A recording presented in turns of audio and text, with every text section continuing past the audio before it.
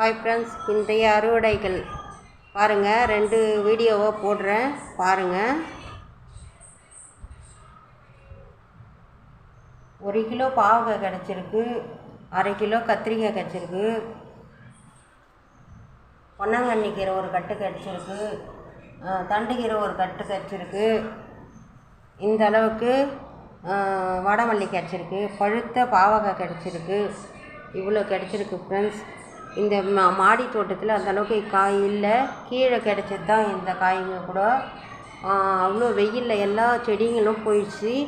நீங்கள் கீழே வெயில் பாதி நிழல் பாதி இருந்தால் தான் அந்த செடிங்கெல்லாம் நல்லா வரும்.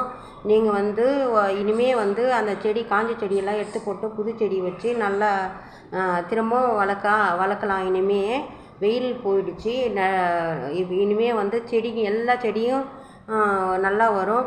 செடி போயிடுச்சின்னு வருத்தப்படாதீங்க, எல்லா செடியும் வரும் நல்லா. இனிமேல் நல்லா